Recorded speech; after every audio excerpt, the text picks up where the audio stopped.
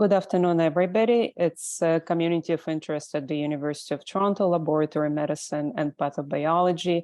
I'm Anna Plotkin. I'm Director of the Continuing Professional Development, and today I'm moderating this event together with Rosemarie Tremblay from University Health Network, who helped tremendously in preparation of that meeting.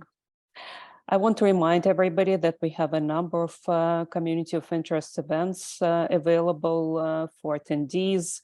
They are in different subspecialties, as well that we have that quality in pathology community of interest that it's on a once-a-year basis. And I want to remind everybody, our first event was just 3 years ago about quality indicators in pathology. Second event was about medical legal aspects of our work. And today we will be talking about reporting uncertainty in pathology as a quality measure. We have an amazing list of speakers, and we'll have a different perspective of that topic and see why is that really important and how we can convey uncertainty for our colleagues, clinicians, as well as the patients who often read their reports way before their clinical colleagues, and they know more about their report when they come to the meeting with the clinician. Rosemarie, would you like to add something? I would just say we felt that this was a topic of interest for this meeting because uncertainty, as we all know, it's inherent to our profession, to medicine in general, but very much so for pathologists as well. And I think there's an added difficulty for us that a lot of colleagues don't fully understand our work. And so it brings challenges, and not only how do we navigate uncertainty, but how do we convey it to other clinical colleagues and now also to patients. So I think this will be a very interesting discussion with our panelists. So we have 4 speakers. After each speaker, we will have Q&A period. So please post your questions in the chat, and one of us, either myself or Rosemarie, will monitor the chat and we'll ask all the questions to the speaker. We aim for 2 hours, and we will end at or before 2 o'clock. Please remember you'll be sent the evaluation form. This form is extremely important for us for creating future events and to have a feedback of the event that you already participated. So please fill it in, and based on that, we can see what we can do in the future. So without further ado, I would like to introduce our first speaker. I'm lucky to know Martin for quite a number of years. It's Dr. Hyrcza. He's a molecular biologist and a pathologist. He completed combined MD PhD program at the University of Toronto, I think where we met initially, and after which he trained in anatomic pathology at the University of British Columbia. He then finished combined head and neck endocrine pathology fellowship in Toronto, and currently he works at the University of Calgary as a consultant pathologist in head and neck, ophthalmic, and endocrine pathology. So, Martin, please, welcome. Thank you, Anna, and thank you for the invitation to be part of this panel. Really appreciate it. And I think it's going to be an interesting discussion. I hope you all can see my screen. So let's dive into the topic of how to report uncertainty in pathology.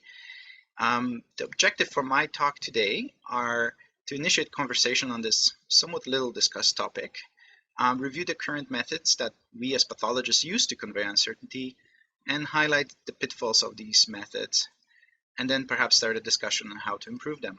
Now, if any of this sounds familiar, a lot of this talk is based on the talk I gave as part of the CME Continuing Education Series last April last year. So some of that, if you attended that, some of this might sound familiar. Now, we measure quality in pathology. Well, how do we measure it? We measure things like turnaround times, which assesses the speed with which we work. We measure frozen permanent correlation agreement rates. We measure cytology, histology correlation agreement rates. We look at second review agreement rates, amended, corrected report rates, things like that. And if you look at this tries to assess the quality of our diagnostic knowledge and abilities, in a sense that these judge how often we make mistakes essentially. But a lot of our work is communicating what we see under the microscope. So what about quality of our communication? How do we measure that? And that's not easy if you think about it. It's something that's not very easily captured in numbers. And so today I want to spend a few minutes just concentrating on one aspect of our communication, and that's communication of uncertainty.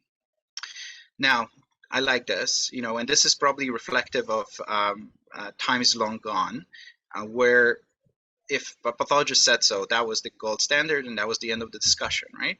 What we said went. And I think a lot of clinicians still think that. We still live in a world where clinicians think that if pathologist says something, that is the end, the last word on that. But we as practicing pathologists know that the reality is much more gray. Yes, there are certain specimens like this tubular adenoma in a colonic polyp that is fairly certain. But on the other end of the spectrum, I might have a cytology slide with just one cell, and try your best to figure out what that means, and you can't, right? So the uncertainty here is huge. So we know that there is a range of uncertainty from certain pathognomonic findings to complete don't know what's going on at all. And the question is why that is. Well, there's lots of sources of uncertainty, right? Some are pre-analytical, we can divide them that way. Starting with lack of relevant history that would allow us to make a better diagnosis, and not the wrong side being biopsied, an appropriate biopsy type for the condition, inappropriate fixation, degradation, wrong medium submitted, so on. Cauterized tissue, that's a frequent one we see.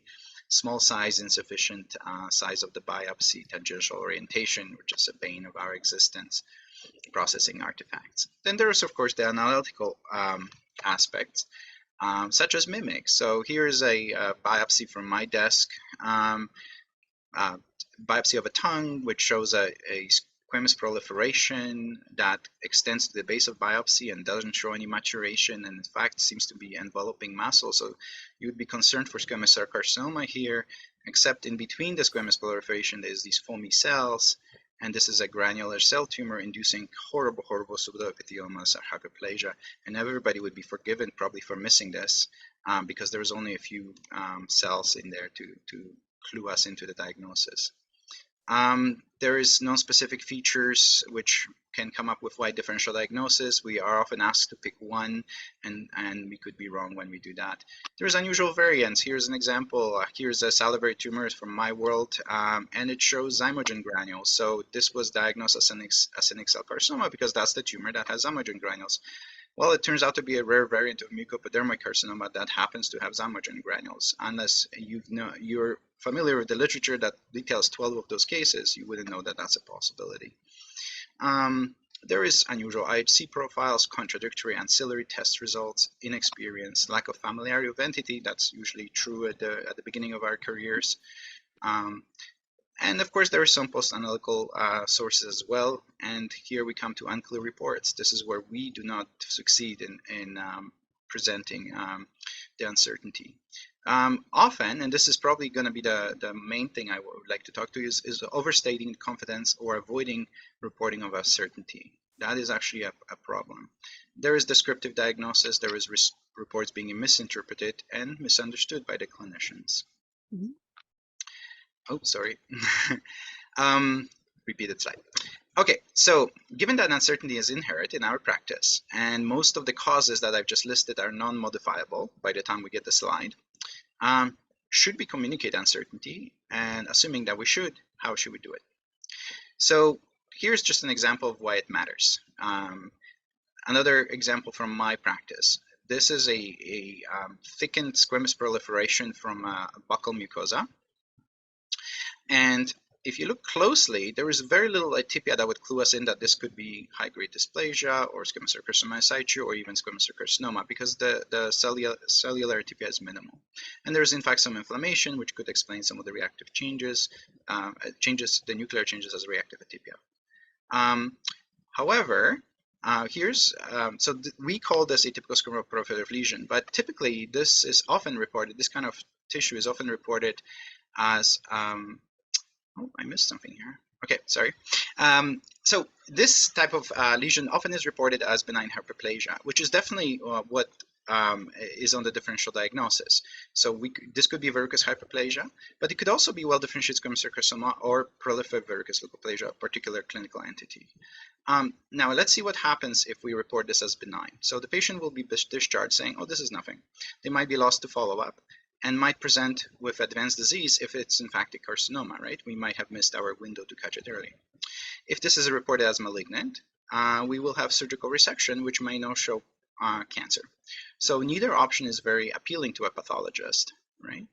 But we are much more afraid, I think, in pathology of avoiding surgical resection for benign tumors that wouldn't have warranted the surgery. So we tend to err on the side of saying, oh, this is benign. And so often these specimens are reported as hyperplastic. So we have a solution to this particular problem in head and neck pathology by saying, oh, this is a typical squamous lesion. It's a particular name given to this. It's a descriptive diagnosis which acknowledges the uncertainty that's inherent in this specimen, but it has to come with a comment. And the comment, I put my standard comment here, but really the key part of the comment is that there is a differential diagnosis that includes both benign and malignant categories. And therefore, the clinician has to judge it within the clinical appearance and other features to decide what they want to do with it. So the pros of reporting uncertainty is that it allows clinicians and patients form informed opinions and take appropriate actions. It allows for resampling if necessary. Maybe second biopsy will be more definitive. Prompts a discussion of multidisciplinary rounds if this is a consideration of malignancy. However, the cons are that clinicians want clear answers from us, and we know that. And uncertainty in diagnosis leads to uncertainty in which treatment is appropriate, which puts everybody in a tough seat. And then there is, of course, the fear that we carry, all of us, whether we admit it or not, that we don't want to be perceived as the pathologist that doesn't know, right? So maybe if I say too many times that I'm not certain, people will lose confidence in my ability to diagnose things. So how should uncertainty be reported? There is a very minimal literature on this topic. Fewer than 10 publications last time I checked, most from USA, and no university accepted standards.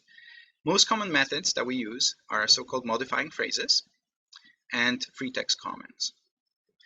Others, we also use descriptive diagnosis as the one I just gave you, a typical squamous proliferative lesion. Let's talk about modifying phrases. So these are phrases qualifying the diagnosis meant to convey uncertainty. And you all know them because we all use them. Suspicious for, suggested of, consistent with, so on, so on. And there is lots of them. There's probably more than 20 that are used fairly routinely. Here are some other ones. Now, we wanted to delve into this topic a bit more. And so we did this study, first as a pilot study in Hamilton, where I practiced for a few years. And then we repeated this on a larger scale in Alberta. And I'll present the results of this study. So this was a survey of Calgary and Edmonton pathologists, which at the time would have been 178 of them. We got 53 response rates. So not a bad response rate for a survey. And we asked several questions, including, do you believe that diagnostic uncertainty should be reported? And everybody agrees it should. So that's a pretty strong indication that we believe that we should voice this. So the next question is, how do people report uncertainty? And here, specific phrases, so the modifying phrases, most of us use those. Free text comments, half of us use those. Some of us actually use a separate line to specify that uncertainty, which is was more than I expected. Which phrases do we use? So there are some that are less and other more common, but we actually had about 20 in the responses overall. And you can see that cannot exclude, suspicious for, suggestive for, some of the most common ones. What are the reasons to report diagnostic uncertainty? Most of us agree that it's to guide patient care and often to recommend repeat sampling. We do want to minimize medical legal liability. 42% of us admitted that. Probably more people think about this, but perhaps it's not the main driving reason. Do we use comments to explain the reasons for our uncertainty or suggest appropriate action, or perhaps both? And you can see that often it's both, right? Because people were allowed to choose multiple answers here. And are you generally confident that physician reading the report understands the uncertainty you have implied? And only about 3/4 of us think so. So about 28% don't. Now, this is very well driving with some of the studies that have been done. For example, here's one publication from US from 2000, where in the results was that they were comparing clinician comprehension with pathologist intent in the written pathology reports, and they found that surgeons misunderstood pathologist report about 30% of the time. And 30% of us think that people don't understand what we are trying to say in our report. So it kind of correlates well.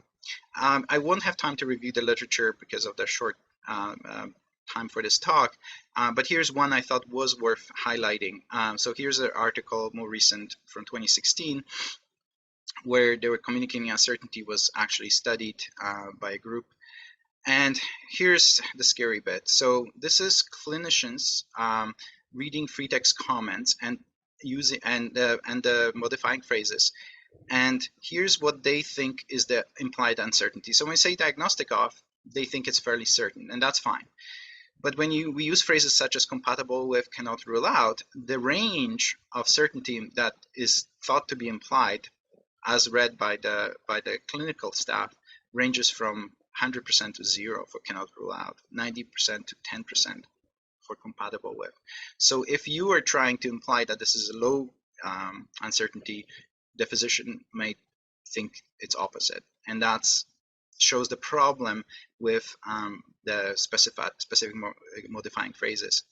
What's worse, when the same questions were asked of the actual pathologists, even among ourselves, we don't agree what the various modifying phrases mean. So suggestive of, for some pathologists, meant 70% certainty, for other one meant 20, and somewhere in between were the others. So that's a problem. Now, of course, we still have the ability of saying, hey, I'm going to explain what I mean in my free comment. Well, here's the problem. 72% of clinicians admitted to always reading comment, 30% admitted to sometimes reading the comments. So to summarize all this, pathologists agree that uncertainty should be reported, but free text comments often go unread. And modifying phrases are used inconsistently by us and are misunderstood by the clinicians. So seems like we have a problem with this issue. Any solutions? Well, perhaps we could standardize the reporting of uncertainty. And that's what we are talking about today. We asked that question in our survey. Do we believe that there should be standardized system of reporting diagnostic uncertainty? The opinions were split, with slight majority thinking no. We don't like imposition of standardized systems. We are not big fans of synoptics. So this perhaps is not surprising. But if we were to do this, even if we managed to convince the half of our colleagues who don't want to standardize it, how would this really work? Well, standardization in pathology of communication is not a new idea. We have minimal reporting guidelines, we have synoptic reporting, we have standardized cytology reporting, such as the Bethesda system for gynae and thyroid cytology, as you all know, this table, where a particular nomenclature is given to particular risk of assigned risk of malignancy and management. So could we do something like this? This was so successful, of course, for cytology that we followed up with the Paris and Milan system. Well, so there are several possibilities if we were thinking of doing something like this.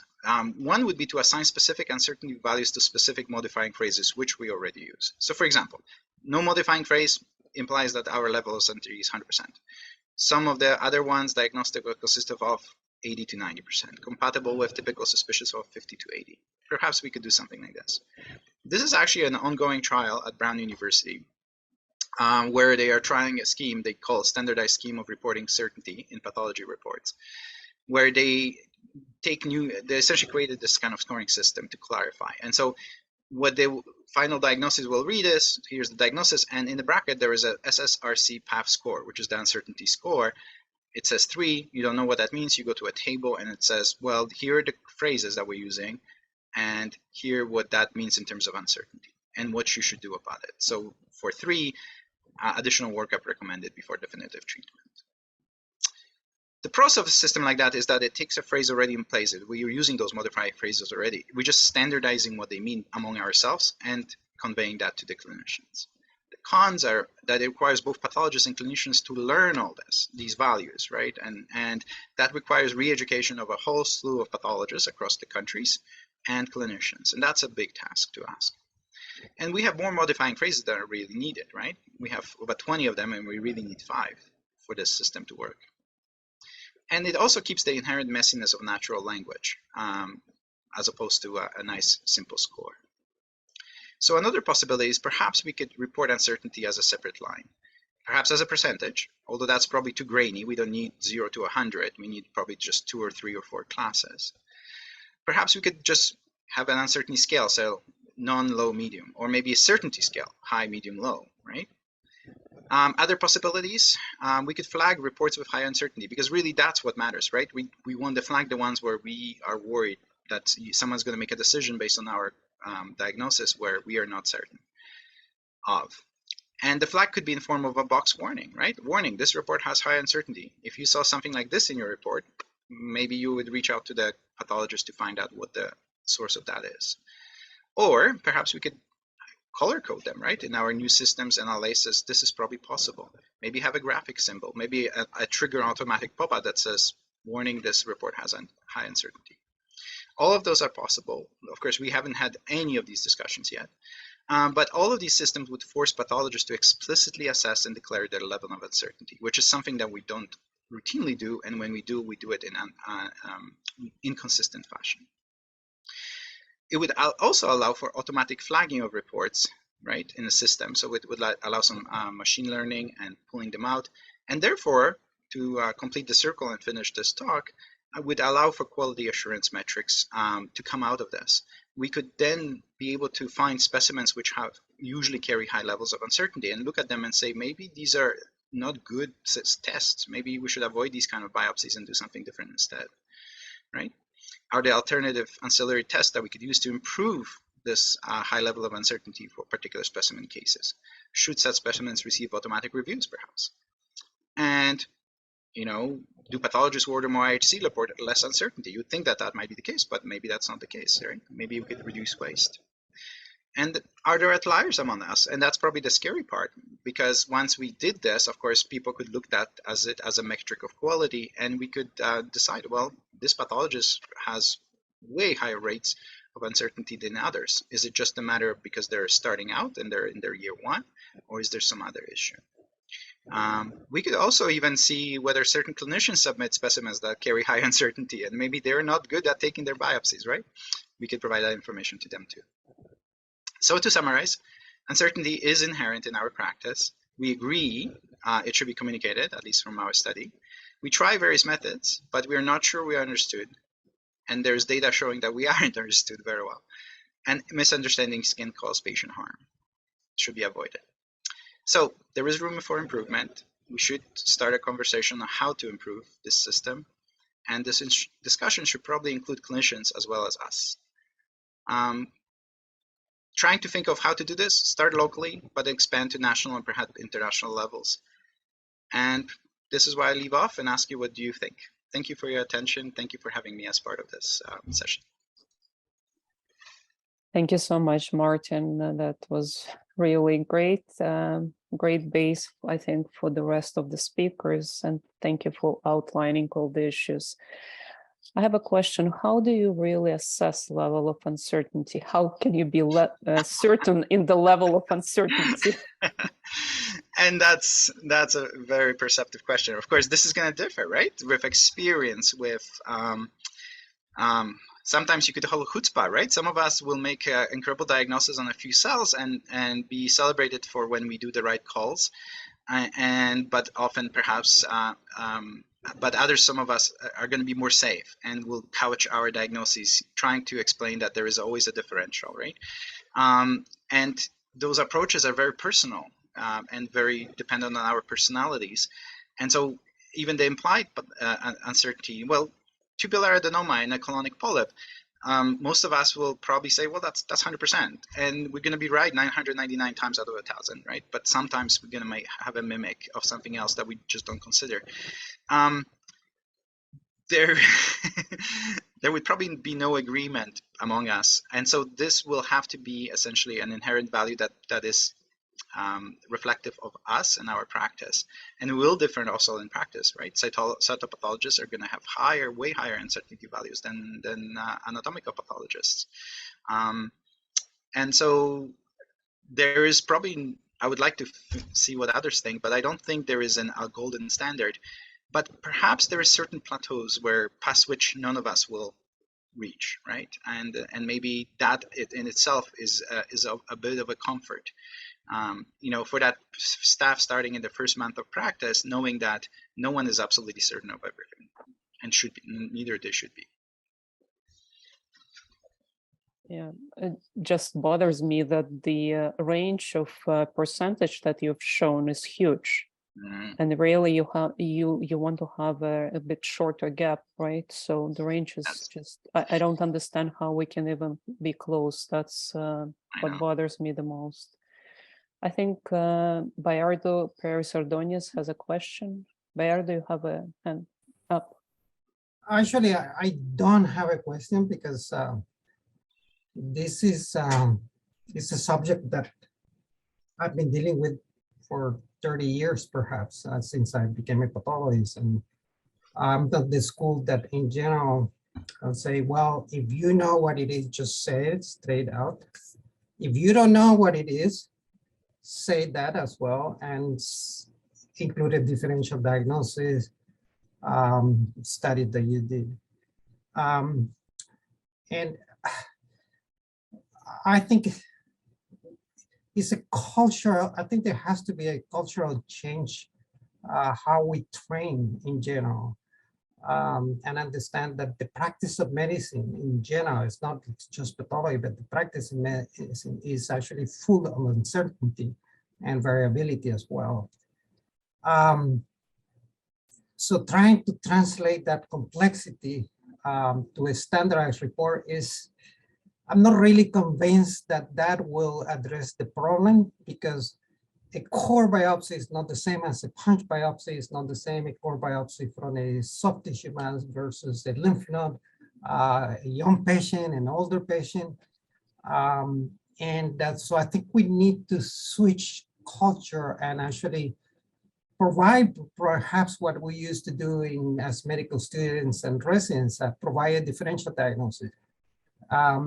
Fundamentally, I said, how can I be helpful to the treating physician and actually provide a differential diagnosis in addition to study possibility of what this might be, considering the clinical situation as well. It is really unfortunate because when, and you know this because you are a head and a pathologist as well, that we get an oral biopsy, a thumb biopsy, and no clinical impression of what it is, and we assume it is a squamous cell carcinoma. And so, but more and more, and thank God for having access to electronic patient records, I don't have to rely now in communication directly with the clinician, and I can see how much information we actually miss by just in those reports, right? The radiology reports are completely unhelpful because if you know about Bayesian statistics, the patient is not a black box that walks in here, and we have to interpret those tissues based on what the clinical impression sometimes is and what is the clinical finding. And it's very hard to put that in a standardized report.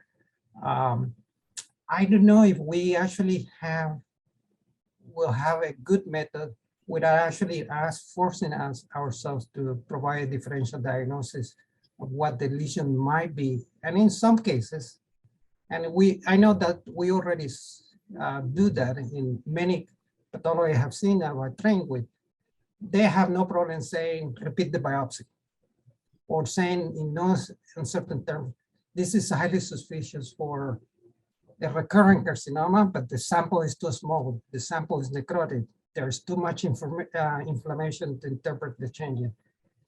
It may have to be case by case basis. Yeah. That's. Thank you, Bayardo. By the way, nice seeing you again. I agree with everything you said. I think we have to start somewhere, and perhaps the start is, as you say, is to train our residents and ourselves to just stop after every case and assess what this uncertainty is. Because I think on many cases we just we just go past it. This is their diagnosis, move on, and just force ourselves to think and perhaps report uncertainty when it's high, right? So we already probably do this. Those of us who are conscientious pathologists, we already report when we don't just sign it out and say, here's the diagnosis, when we know that there's a likelihood that that's not, that there is a good differential diagnosis and could be something else. But we need to train our residents that's okay, that it's fine to acknowledge our uncertainty, and in fact, it's incumbent on us to do to actually voice it. Now, how we voice it, different stand. I agree with everybody in the comments as well that it's unlikely that we'll find a good standardized method to do that. And I don't think standardization is necessarily the goal. The goal is to report the uncertainty, and then if we can agree on how to report uncertainty in such a way that perhaps it can be compared at least within the same specimen types and within across different practice groups, perhaps that could be of use as well in terms of quality metrics. But the primary goal should be just to start reporting uncertainty when it's present, which I know from experience reviewing cases that a lot of pathologists still, they know the uncertainty is there, but they don't voice it. Martin, I will just ask one question from the chat and we will move forward. So the question is, to what extent do our LIS systems limit our ability to integrate standardized reporting in our workflow? Yeah. It's funny because our clinical colleagues have moved on from this. There's, pathology specimen is not a test like a CBC or hematocrit or something like that. So it's harder to approach it the same way. But there is international standards for reporting uncertain ranges of electrolytes and things like that. We need to start that process. So, and it's all built into LISs now. It's just we haven't asked our IT colleagues to build, but there's a lot of possibilities in the new LI system. Alberta is just transitioning to Connect Care, for example. I'm not advocating pro and against, but there is abilities in these systems, for example, to trigger automatic pop-ups, right? So when I was mentioning, well, could we have ability to add to our report this check mark, which causes this warning box to pop up for the clinician reading the report saying, hey, there is a high level of uncertainty with this biopsy. That is probably something that could be built in rather quickly because the ability already exists there. Just like there is automatic triggers for high calcium, right, or for high potassium or low potassium, that happens automatically. So we could piggyback on that. The question is, agreeing on how to do it, when to do it, and how judiciously to use something like this, and so on. Thank you so much, Martin, and hope you can stay with us for the rest of the meeting. Thank you. Nice to see you. Thank you. Yep. So I will introduce our next speaker, Dr. George Yousef. I will not be able to list all of the numerous accomplishments, but I will just highlight that Dr. Yousef is the program medical director and the head of the LM laboratory medicine program at UHN in Toronto. He's also a professor and vice chair of the Department of Laboratory Medicine at the University of Toronto. He's a scientist at Princess Margaret Hospital, Hospital for Sick Children, and the Li Ka-Ching Knowledge Institute. He's a founding member of the International Scientific Committee of Callicranes and the vice president of the International Society of Enzymology, the editor-in-chief of the Canadian Journal of Pathology, and he has served on and also chaired numerous academic and governmental advisory committees, and his research has been recognized by prestigious awards from the Royal College of Physicians, the Canadian Association of Pathologists, and the United States National Academy of Clinical Chemistry. So without further ado, Dr. Yousef will Great, thank continue. you. Thank you very much for this very nice introduction. I'm just trying to see if, can you guys see my presentation in a full mood? Yes. Okay, wonderful. Thank you very much. And for this introduction, it's an honor for me to be here today. And today I have two confessions to make at the beginning. So number one is I didn't include any histology image in my presentation, and I feel very bad for this. The second is I did have a look at Martin's presentation beforehand in order to kind of avoid any repetition, but then last minute I decided to keep some to be repeated because I thought this will be good for emphasizing the message or looking from a different lens to this message. So let me start first with CTV news by Dr. Jax Butani, who is an eminent pathologist here at UHN and also a president of the CAP, Canadian Association of Pathologists, when he says pathologists are doctors. So that's the starting point for me. We are consultant physicians because this is a misconception that pathologists are the people who are providing values or numbers or test results. No, we go beyond this and we should portray ourselves, and that would be the core of my talk here. We should be portraying ourselves as consultants to other clinical colleagues. And that's really interesting because I give this was the title page of my presentation about 7-8 years ago at the Irish Royal College. They invited me, and then I found that the invitation really, I mean, the attendees, not too many are pathologists, only like 3-4 pathologists, and then hundreds of other clinicians. So I said, you know what, there is no point of teaching them pathology. But I decided to go the other way around and teach them the difficulties, the challenges that we make, and try to emphasize the concept that pathology is a clinical consult. It's an impression. It's my opinion that will help you to take a decision. Doesn't have to be a straightforward, like I don't look under the microscope and then the answer or the diagnosis pops up to my head. That's not right. And unfortunately, many people, including my wife, who's a psychiatrist, believe in that. So like the answer is hidden under the microscope. Just look there, you're going to find it in a minute. But what I'm trying to emphasize, and that relates very well to certainty or uncertainty, is that this is a consult that depends on the clinical scenario. What's the history of this patient? What's the age? What are the labs? For example, like if you see few atypical cells in a 20-year-old prostate biopsy, then it's very unlikely to be cancer. Like I would be very hesitant to call it cancer. But if I see few suspicious cells with a PSA value of like 250, then I'm more likely inclined to call this cancer. What's the level of expertise? Am I a practicing pathologist for many years versus a new pathologist? Am I a specialized pathologist? I mean, I'm not a breast pathologist. I can imagine my reluctance and my less of accuracy in breast cases, etc.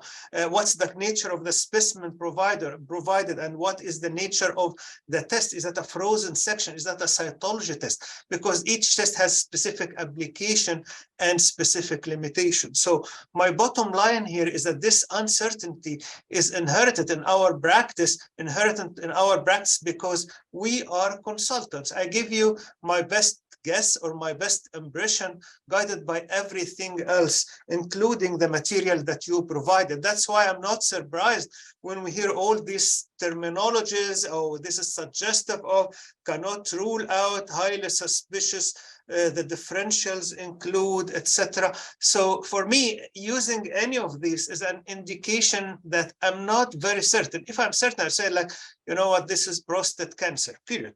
I'm not going to say in keeping with, I'm not going to say suggestive of, I'm just going to say it outright. But if not, then I'm expressing my kind of uncertainty here. And I think one big thing is important to realize, which is this is my intent. When I say this is my intent. But at the same time, we should look at the perception of others. So looking at uncertainty, I might mean something, but then the clinician who is reading it might understand it completely in a different way. That's why it's very important, in my opinion, to kind of communicate uncertainty to avoid any mistreatment or any misguidance in patient management, and that should be clarified. So just stepping back for a minute, what's uncertainty? Uncertainty is basically the level like how comfortable I am, how confident I am in my diagnosis. And for any biological phenomenon, including pathology, there's nothing that's black and white. Maybe few things are, but for chemistry, for example, they're already ahead of us, saying that there are what we call measurement of uncertainty. So this measurement of uncertainty is basically the scatter of the results around a center measurement. So this is my degree of confidence plus or minus a standard deviation. Same thing when you have a blood picture, there is a range, there is a normal range. A range means that there is an uncertainty, and nothing is just like black and white, yes or no.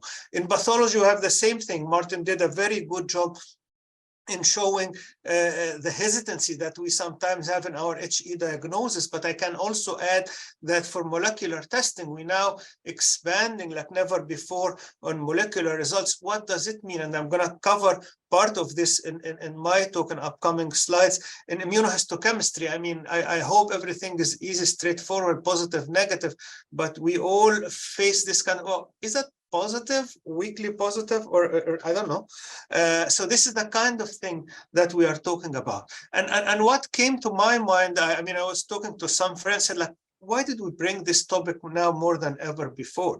Well, I'll tell you a few reasons for this, because now reports are much more detailed compared to the older days. I mean, I wish you can see this very old days when I looked at when I was in residency training, and you just call it adenoma. Period. That's it.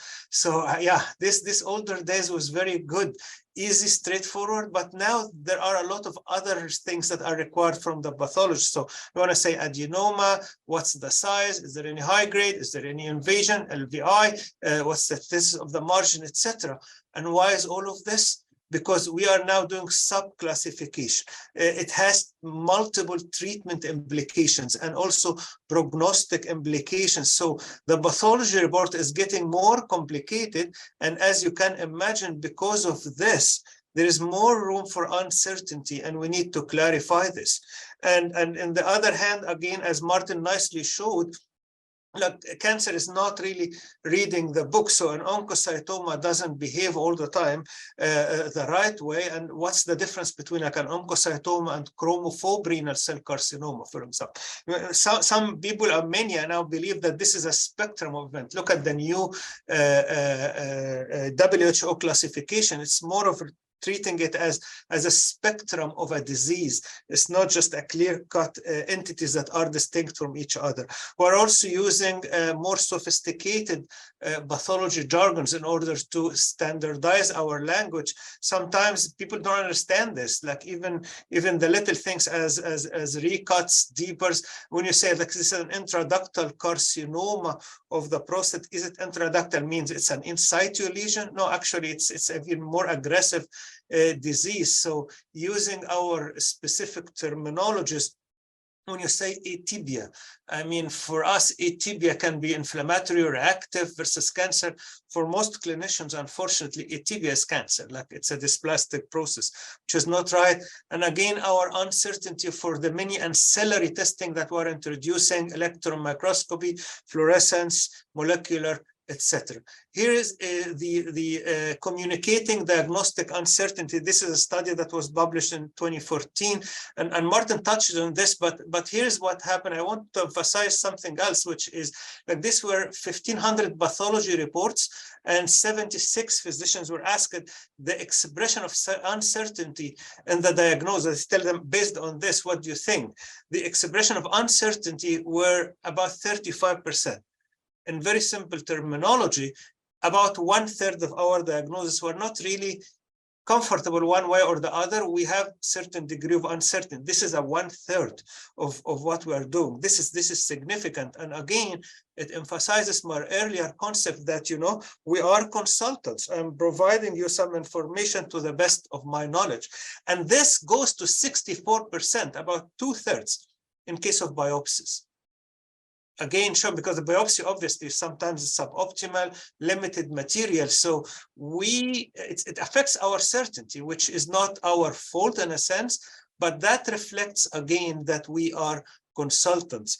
And it's interesting to see the many phrases and the response of the physician. So suggestive of, consistent with, were the most used terminologies there, and for some clinicians, or for many of them, consistent with means like it's sufficient to start an active treatment for this patient. If you say consistent with, I feel like you're trying to say it is this, but maybe for us it doesn't always mean the same. This is another study that really interested me, the phrases that are describing uncertainty. So I'm showing to the left here, diagnostic of, indicative of, probably, comparable with, suggestive of, etc. And you can see to the right here, the dark bands are the mean, and then the lighter bands are the standard deviation. No one really agrees, except for the very first one, which is diagnostic of. Diagnostic of is clearly, there's no room for uncertainty here, but for everything else, the degree of uncertainty is massive. And like, for example, the terminology that was, say, in keeping with, was the range of uncertainty was ranging between 25 to 100%. That's massive. And I'll show you something very interesting. This last category is the discrepancy among pathologists. I'm not talking about clinicians here. I'm talking about amongst us as pathologists. This is how our perception of the same terminology within the same profession can be greatly variable. Martin showed this slide, but I want to put this side by side. So to the right is the clinician's impression and the standard deviation that's happening between the diagnosis, but to the left is what happens between or among pathologists themselves. There's not much difference. So I think one big issue is how to communicate this uncertainty to the clinicians, but another equally important issue is how do we as pathologists perceive this? The range can be from 0 to 100% or 0 to 90%. So I think that's a significant issue that we need to deal with. In this same study, clinicians were asked, so what's your preferred way of communication? And they mentioned these tumor boards, face-to-face phone calls. It tells me like they wanted an active conversation. This is maybe this is the way out of this in a sense, or at least partially. They wanted this, whereas when they asked surgical pathologists, they prefer to do comments. This is the comments in my report, and this is again, I think it's alarming because we as pathologists would prefer to document so that we don't get into under legal or problematic issues. But for clinicians, they would prefer more of like an active conversation for that regard. So to clarify or to beat uncertainty, maybe we need more clarification. So instead of saying that cannot rule out or this or that, we can say this is most likely X, but I really cannot exclude Y. Or some other people say like, yo, please read my comment. This is not an easy diagnosis. There is differential diagnosis. Please read my comment. Make sure, because as Martin showed it, this is not all clinicians, or actually, I hate to say that the majority of them don't even read our comment section. Just ask the resident or fellow to look at the final diagnosis. What's the final diagnosis, and move on. Sometimes you need to clearly indicate, you know what, this is not a full diagnosis. I still have next steps like IHC. I need more biopsy. I'm going to rely on molecular. So take this as a prelim, but the final diagnosis is going to come soon. Some people prefer, as we just heard, quantifying uncertainty. Like I'm 80% confident that this is benign, but there is a 20% chance of the opposite. I ran across this blog from the Royal College of England. I like it because it's an advice for the pathologist. Says uncertainty in diagnosis, what to do when you don't know what to do. So they give 4 important advices here. And first is don't rush. Don't try to rush. It's embarrassing. I know we're all trying to do our job to fit with the turnaround time, but ask for more material, more testing, more discussion. Don't just try to rush it because it's embarrassing or your colleague is pressuring a diagnosis. Number 2 is when you don't know, say you don't know. Share your uncertainty. As I said, like, you know what, I am limited. And there's nothing wrong with this. Even if people are going to especially for the younger generation of pathologists, it's a little embarrassing to say, you know what, I didn't reach a diagnosis, but remember, you are a good diagnostician. And I took a copy of what Martin put. He said, like, I'm a pathologist, let's assume that I'm always right. I believe in that, because we did our best, but our clinical colleagues have to remember that our diagnosis is not just based on what we see, but it's also based on the material they provided for us, the history, the clinical circumstances that they provided to us. Listen to your inner alarm bells. Like, if something doesn't look right, you're going to feel it, and don't just try to ignore it or hide it and push for it. Sometimes you need to listen, and if you are criticized, be kind to yourself. That's the nature of things. That's the nature of a relationship. Try to reflect on it and then move on. The other thing that I thought is important, it's not just about uncertainty, it's more of the big picture of knowledge transmission of pathology. So in order to improve knowledge transmission, we need improved communication with physician colleagues. We need to work more and more on standardized terminology for us and for the clinicians. And the third thing, and I put a lot of attention to, is educational resources. Remember, I'll tell you a surprise, most clinicians didn't get exposed to pathology after second year of med school. They don't care about it. They never went there, they never went back because they love pathology. So they do need training. Some of them are just like, they don't know these things. So communicating uncertainty, there are certain things. The first point I wanted to highlight here is that miscommunication is multifactorial, and it's also bidirections. We don't have to blame ourselves for everything. There are multiple factors, and we should be working together with both parties in order to improve this. And that becomes even more important for multi-center and indirect communications when you send molecular testing or immunotesting to another center. I love this that was published in Archives 2000. They started with a quote from a politician, said, I and the public understand each other very well. It does not hear what I'm saying, and I don't say what they wanted to hear. Clinicians are from Mars, pathologists are from Venus. This is an interesting study when they looked at 6 types of pathology reports extracted from COBATH, and they asked 34 surgeons, what do you think? So to the left, this is the original report format based on this. Read this, and here I'm going to ask you questions about what did you understand from this. And it's scary to see that discrepancy in understanding the same text is 30%. 1/3 of the clinician didn't really understand. And they said, you know what, maybe it's the formatting of the report. So they changed the formatting, but then it ends up with more discordance in terms of understanding, maybe just like due to the unfamiliarity with the new reporting system. This is another study with dermatologists, and you all know that dermatologists are the closely related to dermatopathologists. It's interesting to know about 40% of them didn't always understand the pathology reports. 60% didn't even know what's a level, what's a recut, and why did you order this, and what's a spongiosis. Like, these are significant numbers. So I think there's more work to be done in terms of better communication, and it goes even worse for the NGS or next generation sequencing reports, because like, what's the difference between a SNP and a mutation, a somatic and a germline mutation, or the variance of unknown significance? And I can assure you as a molecular pathologist that 80% of clinicians don't really know what we're talking about here.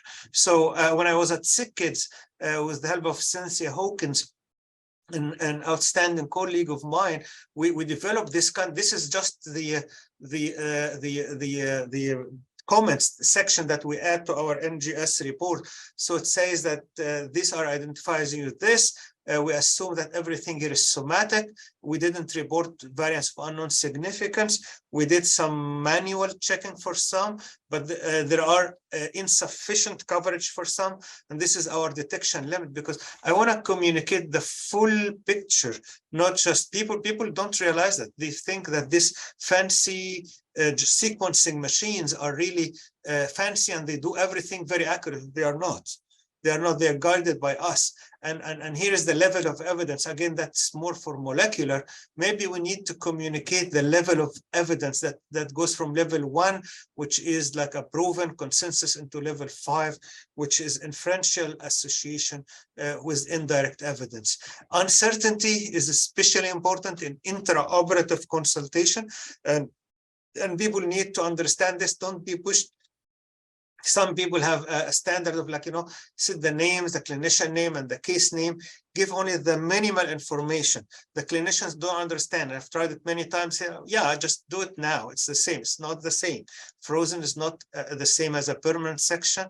Explain that the limitations of this, use a standard structure and ask the person to read back what you have. And could we talk about communication with patients? And this is a new rising trend in multiple places, mostly in the US, but we're thinking about it here in Canada, because patients don't understand. If you say a tumor, there's no such thing like a benign one for them. Every tumor, or almost every tumor, is a cancer. This is an example of what we call Pathology Explanation Clinic Initiative at the University of Arizona, when pathologists, and this is going to become a reality, because now we have all patient styles, patient information accessible to the patient. So the patients start to realize that pathologists are doctors, that they are part of my treatment. And again, that's to emphasize the patient education. This is from Cancer, American Society of Clinical Oncology. They are trying to describe what's biopsy, what's going to happen there, and what you should expect. This is from Ottawa, my pathology report, again providing some good explanation and endeavor to make everyone, including our clinical colleagues, to understand what we are doing. And I'm just going to end up saying that most of the material of this review was prepared by our colleague, Lorna Merham, esteemed pathologist at Norfolk General, and Jessica Hanna at McMaster University. Thank you, and I will be happy to answer any questions. Thank you, Dr. Yousef. So we had in the chat, first there was Dr. Sahar Al Haddad, who said they had a comment. So if you want to unmute and... Yeah, hi, thank you so much. Dr. Yousef, as always, amazing talk, thank you. I have a couple of comments to make. Actually, when we were preparing for accreditation back in 2009, one of the requirements from us as pathologists, that if there is any limitation in our material, let's say small biopsy, let's say crushing, let's say artifact, whatever, that has to be communicated in the bottom line.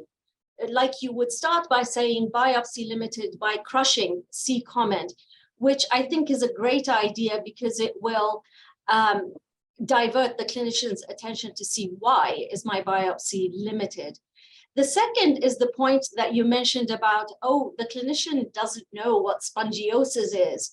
And I think that takes me back to one of my big pet peeves, is that a lot of pathologists put their bottom line diagnosis as, neutrophils and spongiosis seen, and expect somehow the clinician to understand it, when, as you nicely pointed out, they really have no clue what these histological terms are.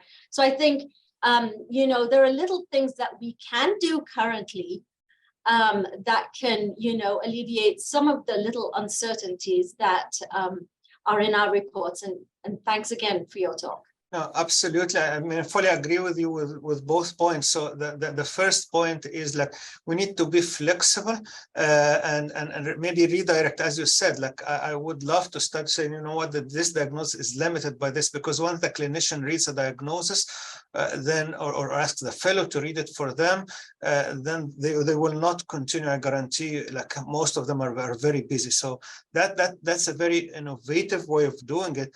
And the second, what you said again, shows the importance of me as a fellow doctor. Like, I have to push for like a comprehensive view of what I think, not just providing them, as you said, like, you know, I can put, that's why you see like most places now, they don't care much about the microscopic description, but it's more of like, so reading this and you are the expert, what do you think? And again, that doesn't say that I'm over pushing it. It's just like, this is my clinical opinion based on this. Thank you. So moving on with comments in the chat. So we have Dragana Patel, I hope I did not mispronounce it too bad, saying, I just want to echo Bayado's remarks on the need to have access to clinical findings and or communication with clinicians or uncertainty level, and hence our interpretation will be more certain if the clinical information is available. However, we can be 100% certain of the diagnosis, but if the biopsy site or the clinical info is not provided, particularly in specimen mix-up cases, hence involving clinicians in the process of studying uncertainty in pathology is mandatory. Yeah, I mean, I can add a quick comment. This I'm trained, I'm NUFI trained. I trained at MON as a pathology resident, and we had one pathologist, which I really appreciate him. He would return the case. Like, if you don't provide me with clinical history, he said, like, this is a consult, you wanted something and you didn't provide me. What are your questions? What are you asking for? So I'm returning it back to you. I don't advertise, you know, returning entire thing back, but maybe I return the diagnosis like with a comment, please make sure that to include this the next time you said this, because again, that's the whole thing. We are not, people don't understand. Some of them or many of them would do it at good faith. So the pathologists just put it under the microscope. I heard it from my urology colleagues. George, just put it under the microscope. You're going to find it out. No, I don't. So again, maybe we need to change our message so that they understand a little bit of the nature of what we do. Thank you. Another comment from Svetlana Karigan saying that interestingly, they just received a report from abroad which states intermediate suspicion of malignancy, category 4B, the pathologic diagnosis is ductal carcinoma in situ. So on one hand, there is some sort of numerical system, and on the other hand, there is no really uncertainty. And further adding that it was from South Korea, I cannot comment further, unfortunately. So I guess it's interesting to see maybe other places have begun to try to have these. And as Martin said, I think it would be a call for a national work, maybe through one of the national organizations here to work together and standardize our practice, our terminology, and many other things. Mm-hmm. And finally, again, from the chat, Dr. Luke Shear saying, thank you for the fantastic talk. Could you also comment on the question of how to quantify the uncertainty and how could we put a number on it? That's a difficult question. I wish I know the answer, but I would suggest or imagine that it's not, the most important is not the number qualifier, but to express the degree clearly. So like, if I say I'm almost certain that this is this, but because of like inflammatory background, I cannot rule out, something like this would probably suffice in certain situation. But and again, or can be arranged. Like, you know, this is like as we said, like it's a category 4. That means like I'm between 30 to 40% or 70 to 80%. Doesn't have to be a solid number, because then otherwise it might even jump into legal or ethical issues. Remember, there are lawyers who exist. Thank you. And we'll have one final comment from Dr. Liu, who raised her hand. Hello, thank you both Dr. Yousef and Martin for excellent talk. And so I just want to comment on Svetlana's point, because I'm a breast pathologist at Sunnybrook. I wonder if that's because I've seen a similar system used in UK, and then that system is actually used to guide clinical management. So for instance, I think for instance, atypical ductal hyperplasia and low-grade DCIS actually get the same category. I believe it's like, I think they call it like category 4 or something like that. And then that leads to like the same clinical management. And I was surprised because I gave a presentation before at the ECP, the European Congress of Pathology, and then that's how I learned about it. So at least in the breast, I think it's to guide clinical management. And in some way, I think as a breast pathologist, but I'm sure in other specialty as well, like oftentimes when we try to like transmit the uncertainty, we think about how the clinician will manage, right? So if we think, I'm not quite sure, but it's not gonna change the clinical management, then maybe we are not so fussed about transmitting the uncertainty because anyway, it's not going to change the clinical management. Like if I think it's benign versus a little ATPR, but I think, at the end of the day, I don't want the patient, I just want the patient to not get any further surgery and maybe just follow, then okay, then that's it. It doesn't matter what I call. But on the other hand, if I say, okay, no, this needs to be repeat biopsy or excise or whatever, then I will be a lot more like transmitting the uncertainty more. I fully agree with you on focusing on what's the clinical implications. We started doing this like in GU now, say like there's no difference between bun lump and low-grade papilloma, it's the same. So yeah, maybe this is another direction that we should pay attention to, which is what's the clinical implication. Otherwise, I'm just cornering myself into something that's not useful for everyone. Thank you. It's almost, George, would be kind of important to do what we do, for example, in breast core biopsies when usually radiologists, they sign off a report when it's consistent, not consistent, they want to rebiopsy and stuff like that. I think a lot of the times we don't see it in the regular surgical pathology when they say, I read the pathology report, okay, it fits, it doesn't, or I forgot to provide the information that the patient had another cancer 20 years ago somewhere in another country. Maybe I should convey this information to the pathologist and see what's going on. So maybe that sort of collaboration could help to eliminate a lot of uncertainties.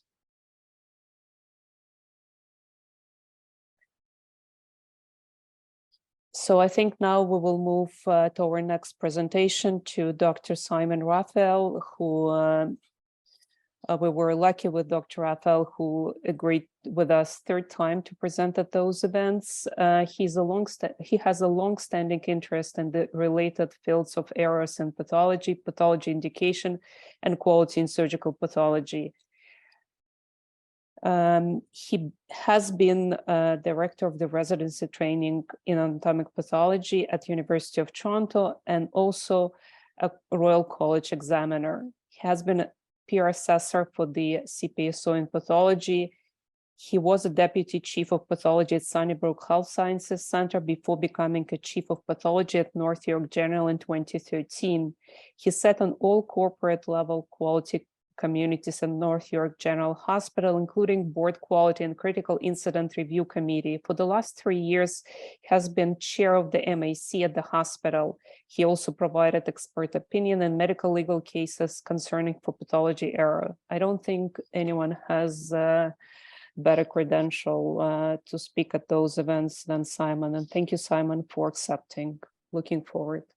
Thank you, Anna. You're very kind. So let me try to share my screen. Is that okay, Anna? Yes, it's okay. Perfect. All right, so just let me preface my remarks reacting a little bit to what we've heard.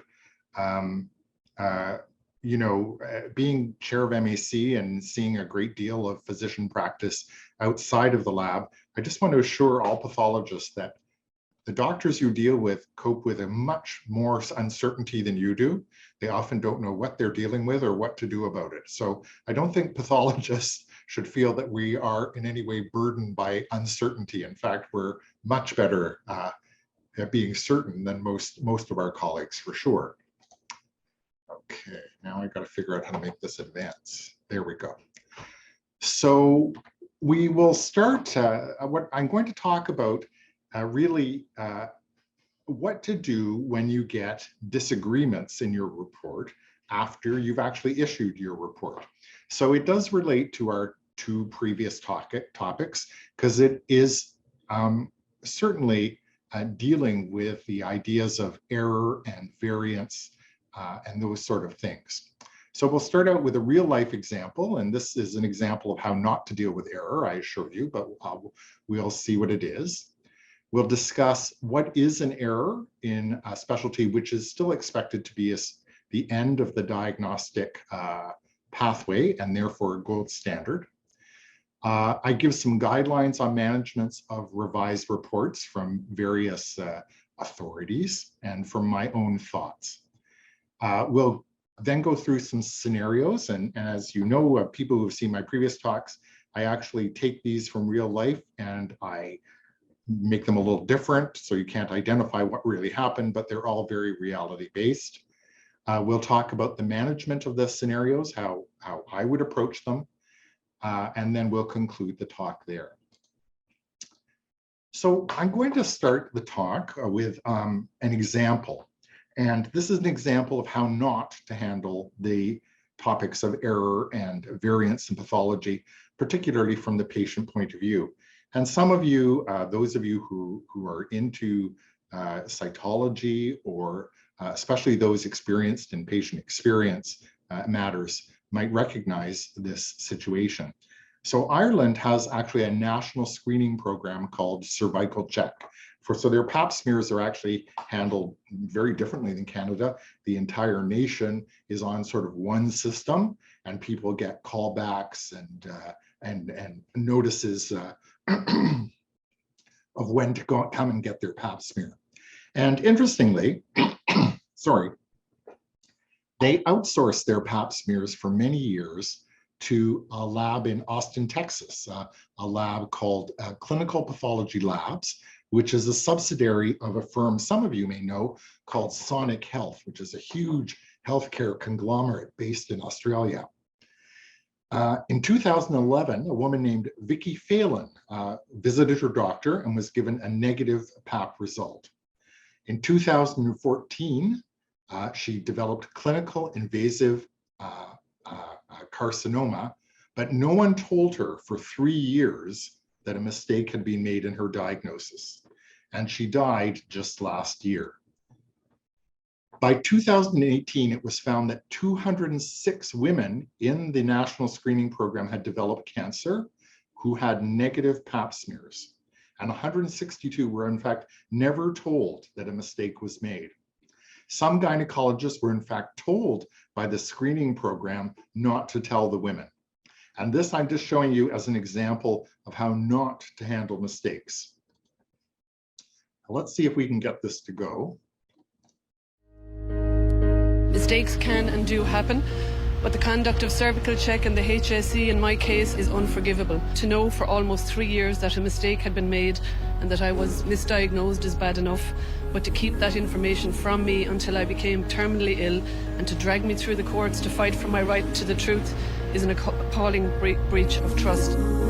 They will offer you a settlement, but it is conditional on you signing a non-disclosure agreement. And straight away I said, absolutely not. I knew at that point there were other women that were in the same boat as me who were clueless, out there at home, not knowing this was going on. I have a daughter who's coming on board. She's nearly 13, and the reason I'm doing this is because I don't want her to have to go through what I'm going through. I'm doing this for her and for the women of Ireland. We are sorry for the failures of clinical governance, sorry for the failures of leadership and management, sorry for the failure to tell the whole truth and to do so in a timely manner. Sorry for the humiliation, the disrespect and deceit. I don't want your apologies. I don't want your tributes. I don't want your aide de camp at my funeral. I don't want your accolades or your broken promises. I want action. I want change. I want accountability.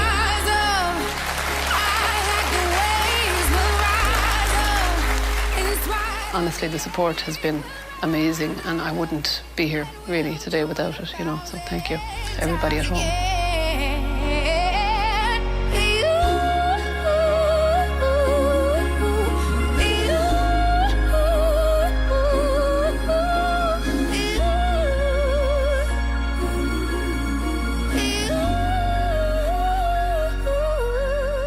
There will be others who will continue this fight without me when I'm gone, because we are all in this together at the end of the day.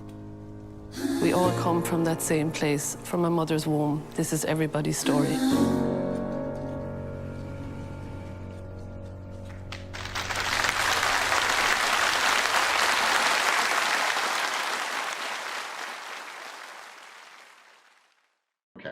So I'm sorry if you all didn't get that. It's quite a moving video from that woman herself, who has since passed on, about her reaction and the reaction of the Irish government to this pathology error.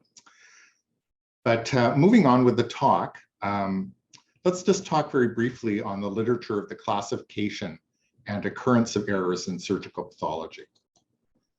So how often do these errors really occur? What is when you get back a consultation report who says that you're not correct, how often does this happen?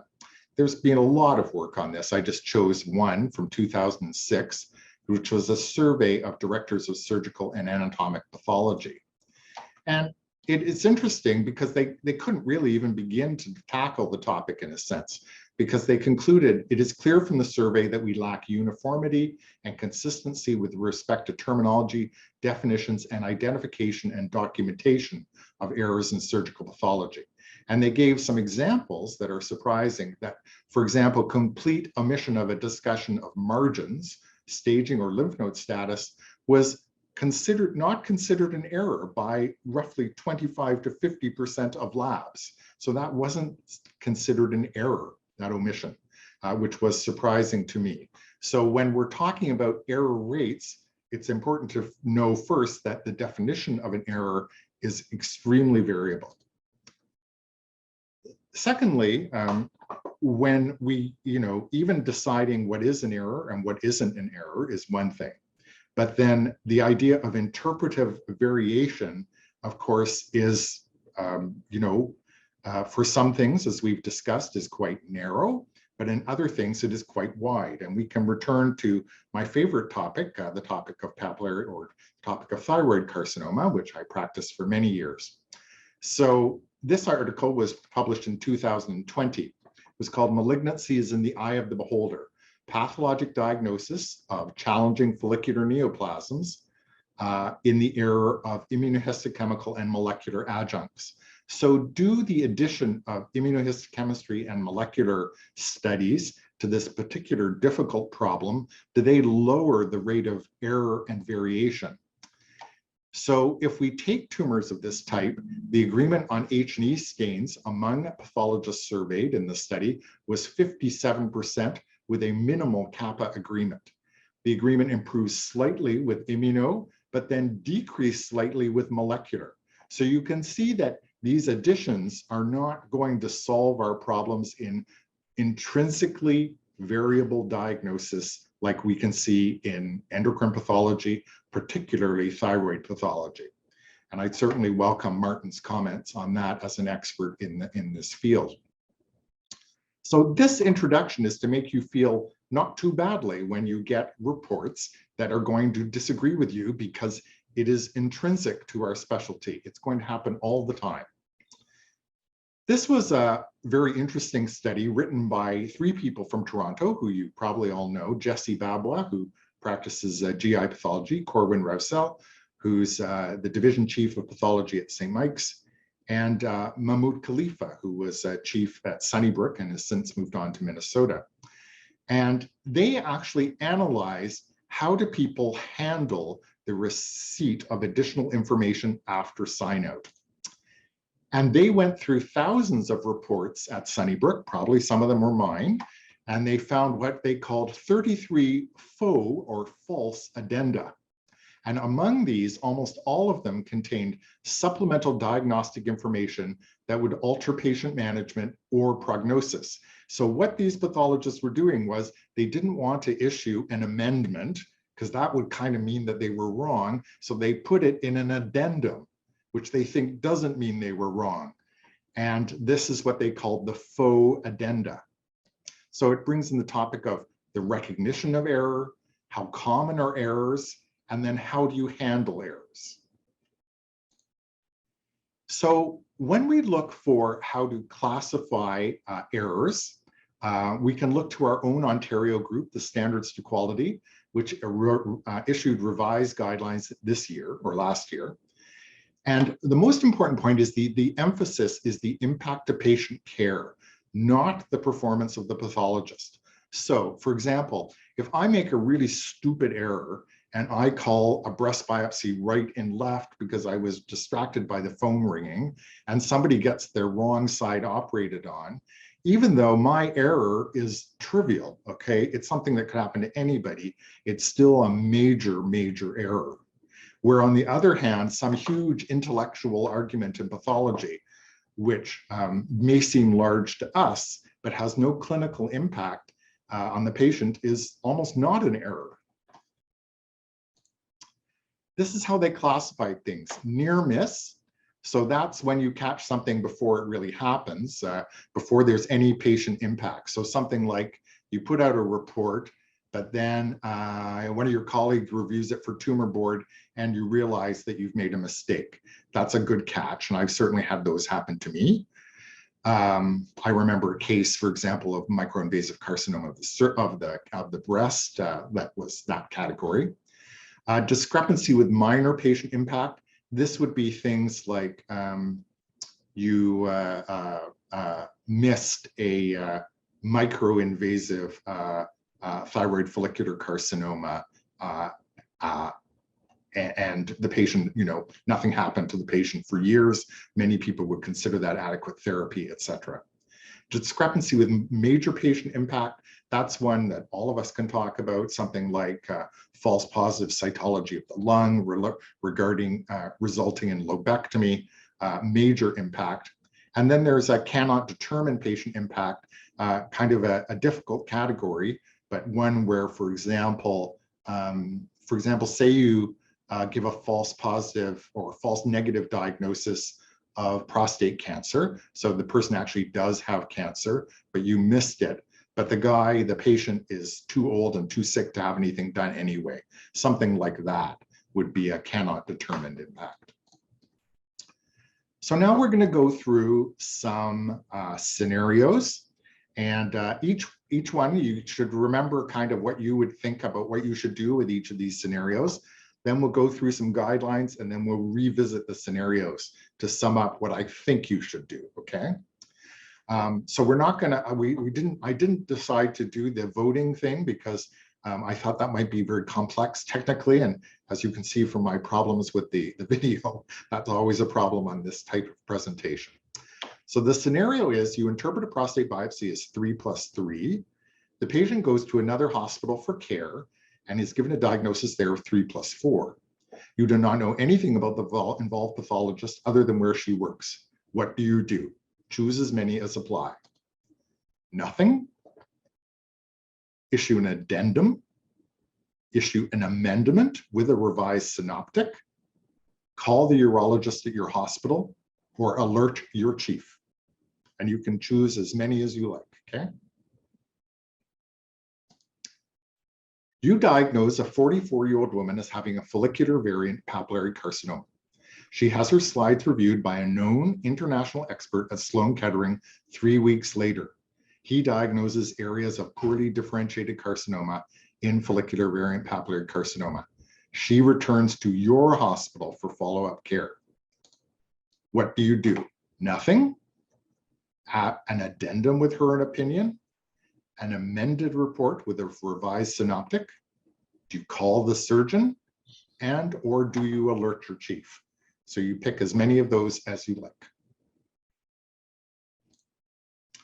You diagnose a 44-year-old woman with follicular nodular disease. She seeks care at another hospital, and there is a diagnosis made of follicular variant papillary carcinoma, non-invasive, 1.4 centimeters in greatest dimension. You don't agree with that diagnosis. What do you do? Nothing. An addendum, an amendment, call the surgeon, or alert your chief.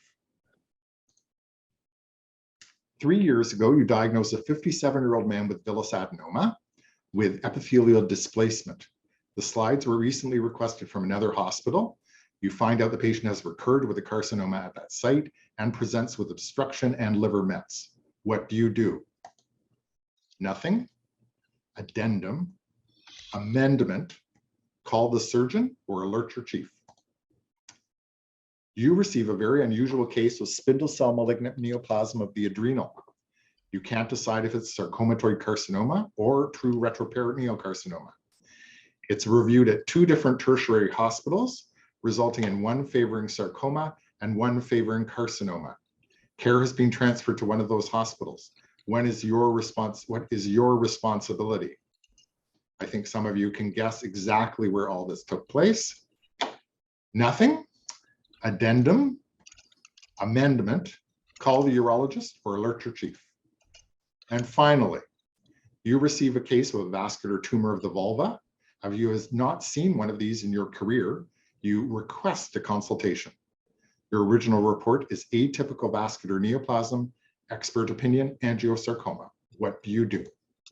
And the usual 5 choices. So my approach to these and the literature approach to these is, how do you choose what to do? Is you, first of all, does it impact the clinical management of the patient? And that is related to 2 factors, really. How bad was your error? Okay, like benign versus malignant versus 2 different types of benign, etc. And where is the patient going to be treated? Is he continuing care at your center, or has been transferred to the center of the expert? And that makes a big difference too. And this relates to the question of whether or not you requested the consult or whether or not the expert requested the consult. And all of you who practice pathology know how these factors are related. What I do is, for major errors, life or limb, regardless of anything else, if I've made a big error, like false positive lung biopsy, for example, I issue an amendment. I would never issue an addendum. I reissue the synoptic, so I clean out the entire system of what I've said before. I, of course, noted in my QA system. I call the treating MD on the phone. I do not send an email. I would never do this by email. It's too big a deal. I would contact your chief, and the chief may have to go higher in the hospital because this is a critical incident from the hospital's point of view. It could have major medical, legal, as well as clinical implications. This is just a big deal. For less serious errors, if the patient is at your hospital, I would do the same thing, but I don't think you need to tell the chief. If the patient is treated elsewhere, I add the consultant's interpretation to the medical record, and I note the difference of opinion in the QA system. For anticipated or requested reports, I issue an addendum containing the final diagnosis, because my original report said I will postpone this till I get my consultant's opinion. What happens if you don't believe the report? Okay, what if you just don't believe the expert opinion? If the patient is continuing care at your hospital, you have to resolve this difference of opinion. My advice is to get your ego out of the way and issue an amended report if the consultant is a known expert. If the patient is being treated at another hospital, you put the report in the EMR stating it reflects the interpretation of Dr. X. I've done this many times. The patient's gone somewhere else. She's not going to be treated here ever again. If they want to treat her like this, that's fine. I record it, but I don't change what I said initially. Somebody is typing, so if you could mute, it's kind of distracting. Getting a third opinion. This might make you feel better if they agree with you, and perhaps might give you some medical legal coverage, but it does not resolve the issue. The patient's treatment will depend on who the surgeon believes, not who you believe. And that usually depends on who the surgeon knows and what the patient wants. The patient is very therapy keen, therapy will be given, further surgery will be done, etc. The surgeon will look for a name of a pathologist he or she knows in order to guide him in that case where there are conflicting opinions. How to handle information received after sign-up, including molecular reports and molecular consultations. Everything should be handled by the pathologist.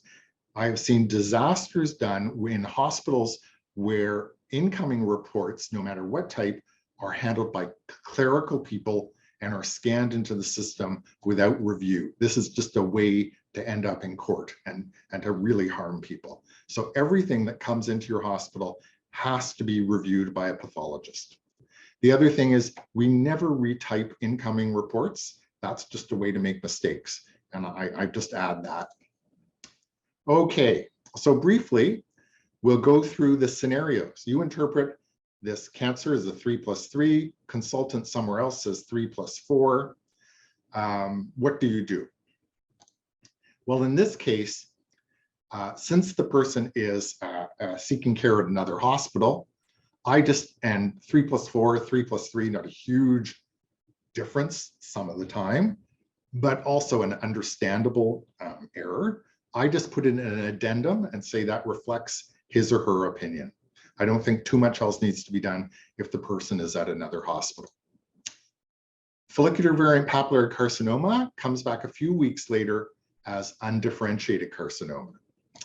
So in that case, that could have a major effect on prognosis and treatment.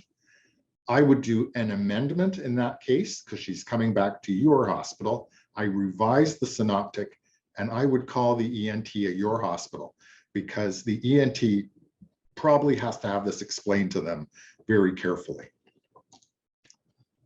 Somebody who you called benign and is diagnosed somewhere else as a non-invasive follicular variant and you don't even agree with it, I just would add an addendum with the scan consultant report again saying that reflects his or her interpretation and they can seek care in whatever way they want from that other hospital. A very serious error where epithelial displacement was, where invasion was thought to be epithelial displacement. In this case, again, you have to do everything. An amendment, call the surgeon and alert your chief. Even though they're being treated at another hospital, this is an error of such magnitude that I think everything needs to be done. This one will come back to you. The very strange spindle cell malignancy of the adrenal with contrary results from 2 different hospitals, the patient getting treated at one of them. I just put in an addendum with all the scanned reports. I do not conclude anything. They're being treated at another place. Decisions are out of my hands. I just record the information. I can't resolve this issue. The unusual vascular tumor of the vulva, which you anticipated, again, because your original report was non-committal, I would just add an addendum with the scanned report and your final diagnosis.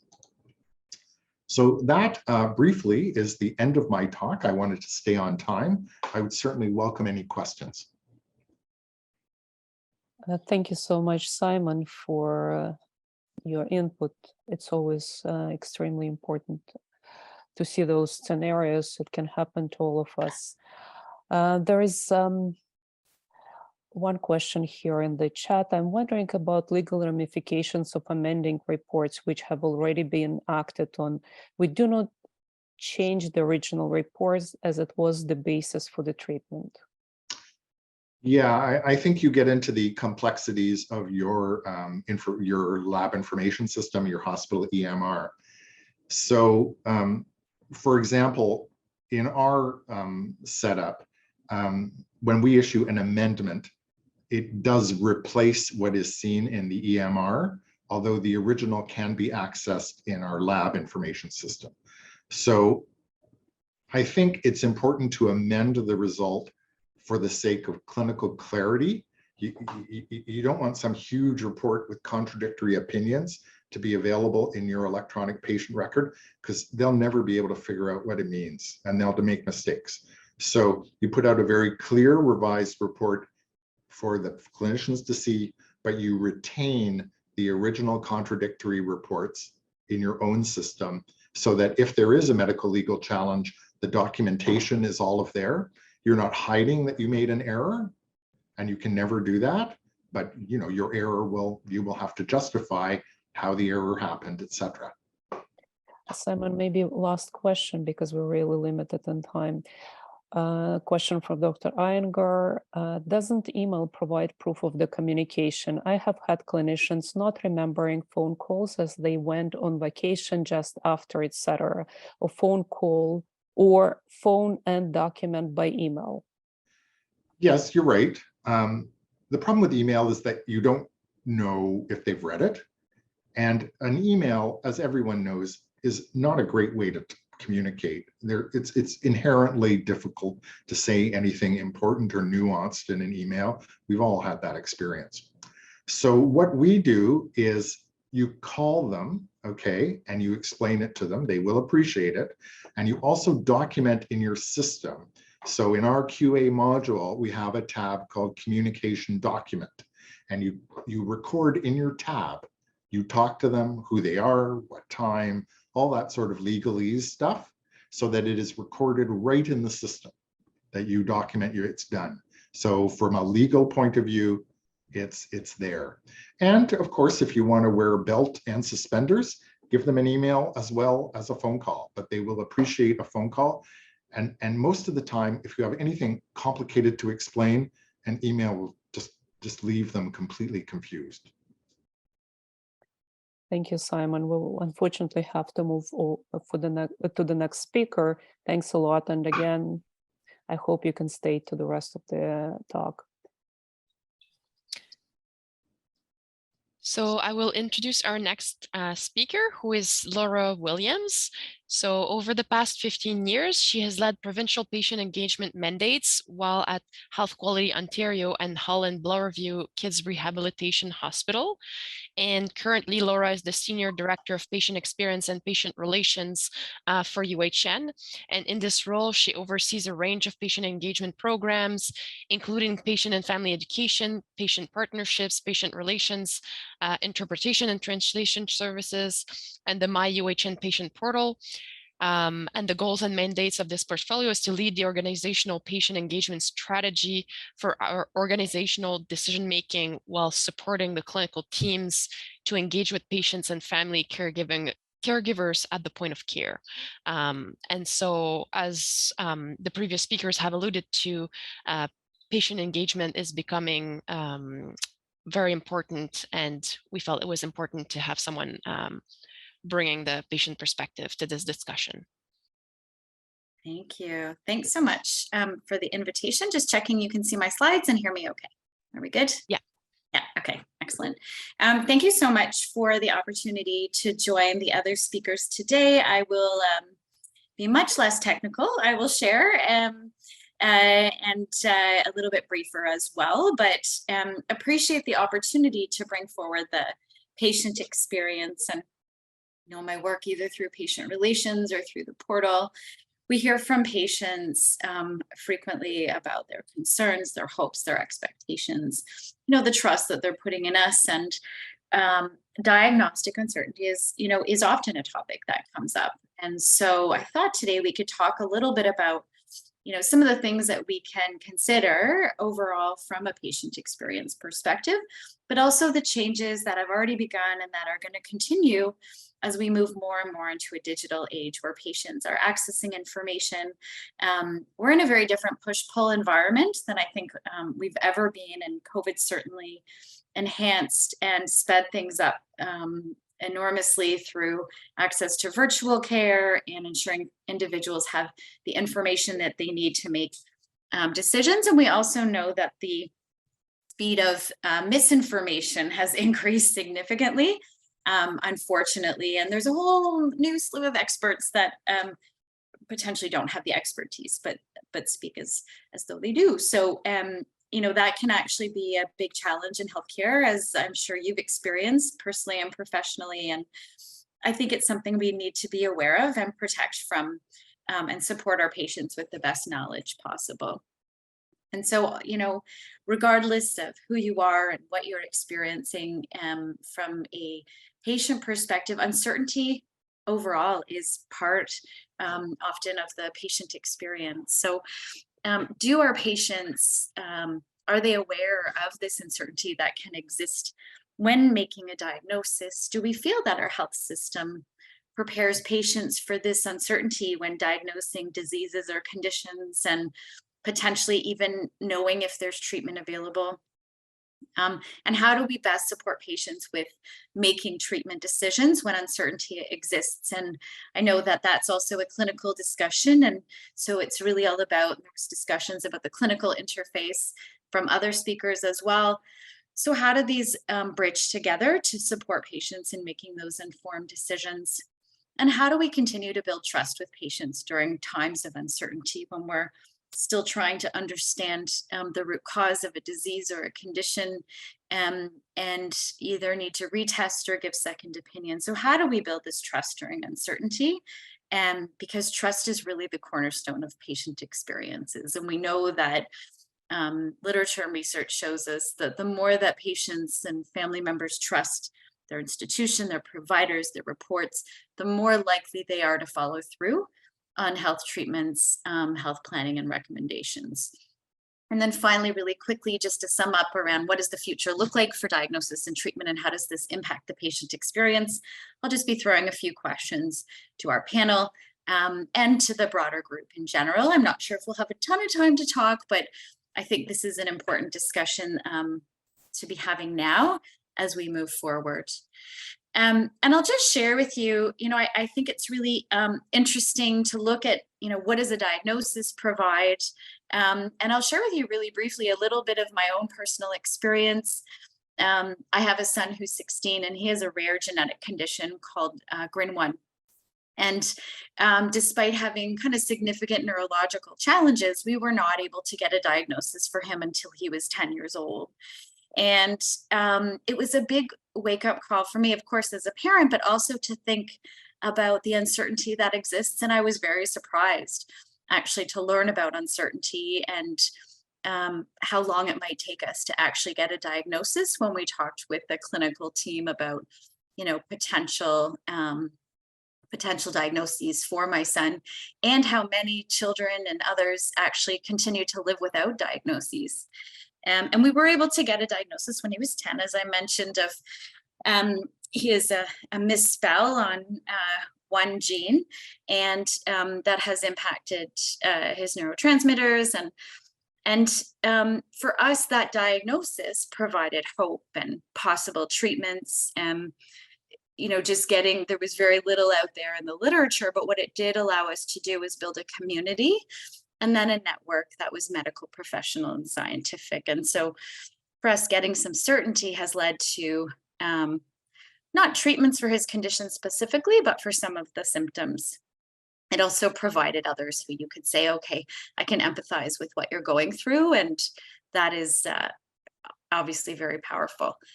It also gives you access to information and new knowledge, a plan of action, next steps, a future vision. And so, uncertainty can often look like the opposite of these things. But I wouldn't say it's as kind of black and white as that, because anytime there's an uncertainty or a differential diagnosis, or you're ruling out something, that also, brings people closer to not looking in the wrong direction. So every time you are able to get a little bit closer, even if there's some uncertainty or differential diagnosis, it does give you some insight and hints and hope that you might be getting closer to the reality of what might be going on for you or for your loved ones.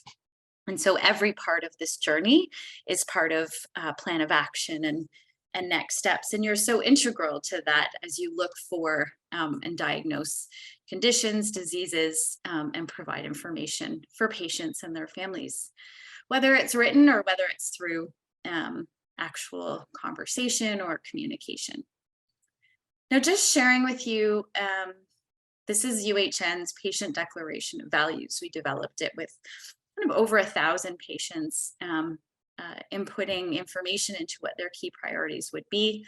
And I share this only because I think it's actually a really valuable tool for providers as well as clinicians and researchers in general to be grounded in what is my framework for practice and what are my values around which I make decisions. We heard about making amendments and disclosing information. We deal with a lot of that in patient relations. And when we look at our declaration of values and what patients have told us, transparency is a really important value that comes up over and over again.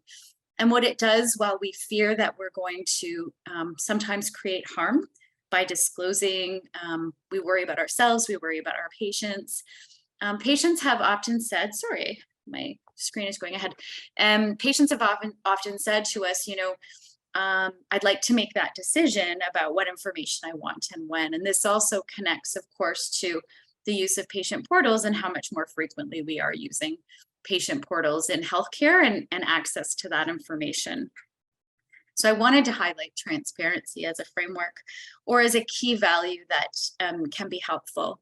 I think also as we look at the other values here, looking at things like choice and autonomy, non-judgment, and how will documentation be provided in a way that is clear and accessible and thorough to the greatest degree possible. And with respect to equity and engagement, do we actually get feedback information from our patients and patients in general about how we provide and how we document information? So I'm going to shift now to talk a little bit about patient portals and what do patients access through a patient portal? Well, often now they'll get real-time test results, blood work, blood labs, imaging, the pathology reports as they come in. They'll get discharge notes, provider documentation, health summaries. They'll see who reviewed their results. And so they'll see who did the initial review, who it was verified by. They'll get appointment dates and instructions, prep instructions, patient education, messaging, and self-scheduling. And so all of this information is now available to many and most patients as they sign up for a portal account. And at UHN, actually 50% of our patients are now registered with the portal. It's about 150,000 patients that are currently receiving this information in real time. And it really does change the dialogue. And patients are coming in, as one of our other speakers mentioned, they're coming in with new questions and new information. And so whether you actually connect with a patient directly or not, everything that you're doing touches patients' lives. And so thinking about how do we best support patients with receiving this information, with uncertainty. And so one of the key opportunities there is to really take a universal approach to health literacy. So assuming that everyone may have some difficulty when receiving complex health information, regardless of who they are, what their background is, and avoid acronyms when possible to avoid confusion or error.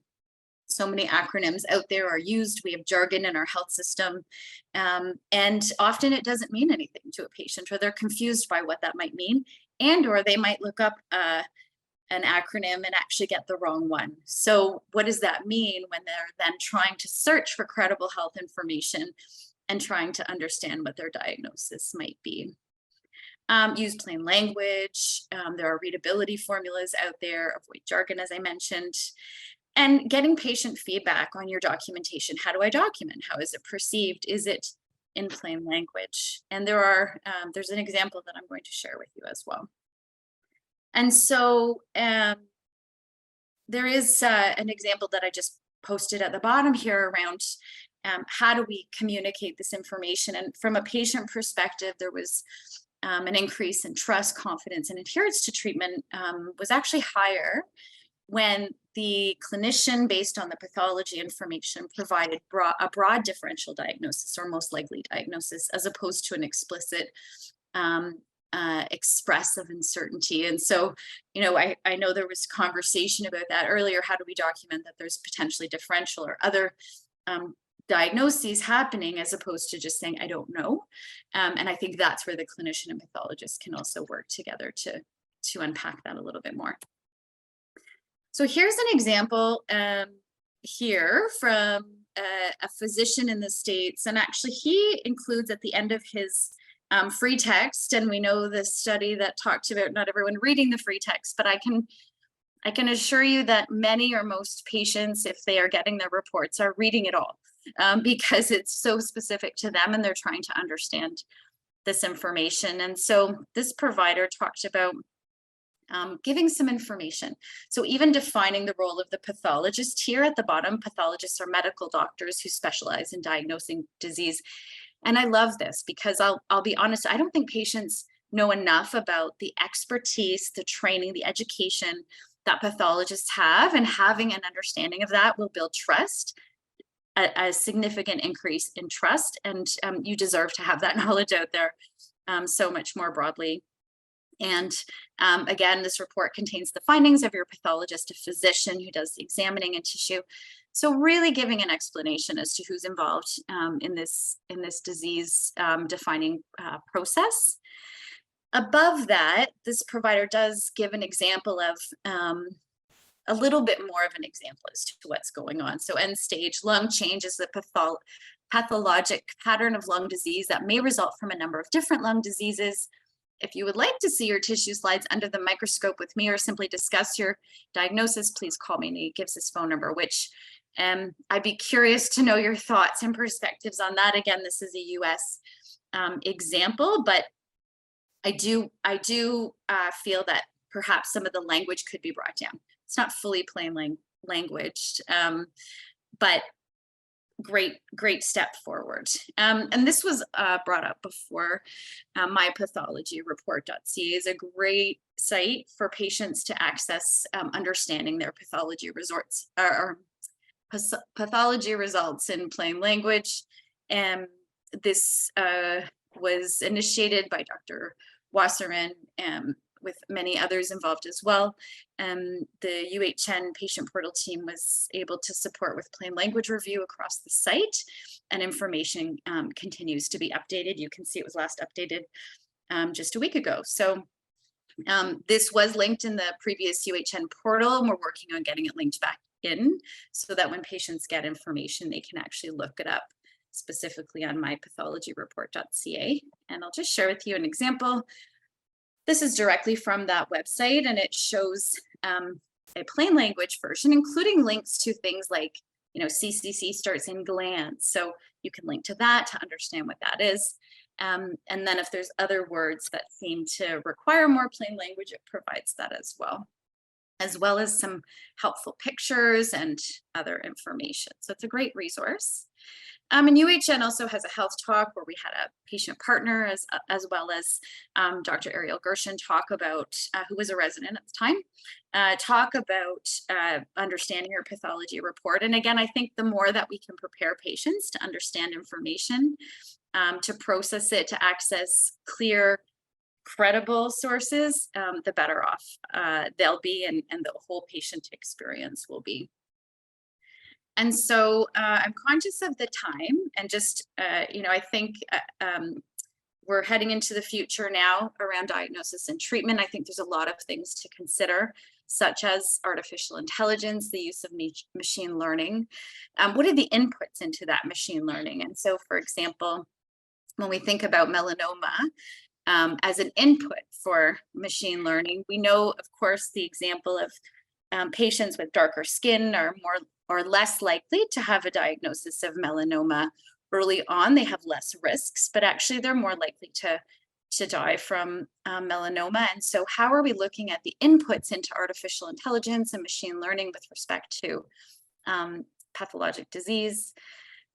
And overall, are those considerations when you do pull in your analysis and review? Are we looking at culture, background, equity?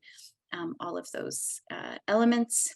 How do we continue to maintain empathy, compassion, and this human connection that is getting, unfortunately, more lost as we move further and further away from human to human contact and more reliant on digital technologies? And then, of course, shared decision making using credible sources of information and having patients be able to make those choices about their lives with information. And I am curious overall, do you anticipate changes in how pathologists connect with patients in the future? And what other examples or thoughts do you have on how your practice can support patients with uncertainty? Again, thanks so much for the opportunity to share the patient's perspective, and looking forward to dialogue. Thank you, Laura. 3 minutes. No, thank you. This is a great talk. So we want to be mindful of not keeping people over time, but if there's anyone who has some questions or remarks or additional comments from our panel members regarding the things you've just discussed and patient engagement, we can just put them in the chat or raise your hands.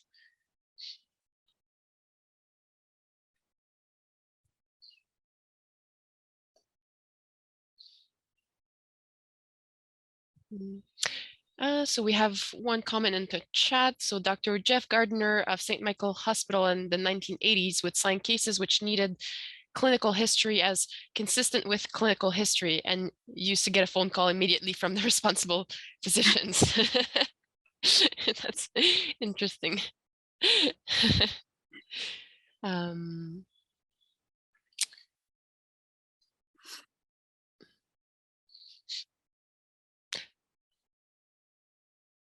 Are there any other comments from our panelists regarding the final questions that were raised by Laura? Or yeah, I was hoping to ask Laura, you know, how do you think patients would react to seeing reports in which, you know, there is a line saying, you know, there's a high uncertainty about this diagnosis here? Because we all obviously discussed how that might go over with our clinician colleagues, but would be nice to see a patient perspective on that. Yeah, I mean, I think again, going back to that value of transparency is the key here. So if there is a high uncertainty, then I think it's better to err on the side of being transparent and open about that. I think patients will then want to know, okay, so what's next, right? And that will then be a clinical discussion with their clinician. I think what we're also finding through the patient portal is, you know, as a patient, you're very invested in your health and your care and your treatment, and you have knowledge that you can share. And having this kind of information enables you to ask the question that you might not have asked otherwise. And so, you know, patients have themselves spotted errors. They've brought forward questions or concerns or errors in their medical records. And as such, it's actually changed their clinical outcome overall because they were able to ask that question. So I think we build trust, yeah, for sure, when we you know, open up to being, there's uncertainty there, but how do we, what's next then? And that's then a clinical discussion as to, you know, the next stage of diagnosis. I think we've been our worst enemies by not admitting uncertainty. For example, some of you may remember there was a proposed terminology for thyroid follicular tumor, follicular neoplasm of uncertain malignant potential, which I thought was very sensible, but I was unable to use it because the clinicians would not accept that term. And I wish I would have been a bit stronger in that, because that was the intellectually honest thing to say, but they wanted something I couldn't give them. And I regret having to be pushed into saying things I didn't really believe. Okay. We have a comment here from Luke Shear saying, are the plain language pathology reports rewritten from the original reports? Is the aim to alter all path reports into plain language? Which you can comment on that, but I think my understanding is it's more having an additional section that might be addressed to the patient, or having a link so that patients can go and access common language information that kind of translate those jargon in their reports. But yeah, that's right. So it's not automatically translated, but it'll link to information in plain language. At the same time, if there's additional information that you can provide from a plain language perspective, I know we're used to talking in a certain way as clinicians, but I would have to say, you know, as long as we communicate all of the pertinent information, everyone appreciates simplification. We have a lot coming at us right now, and so being technical when we need to be, and then creating some clarity when we can is always helpful, I think, for anyone. Yeah, I think this meeting is just the beginning of this conversation about uncertainty, and thank you all panelists for accepting our invitation, for giving those wonderful talks. We're really looking forward to see you again at our events. And I want just to remind everybody, if you have additional questions, you can always email me and I will forward it to the appropriate participant, and you'll definitely get an answer. Unfortunately, due to limitation of time, we would not be able to answer more questions. And please, please, please submit your evaluations for this meeting.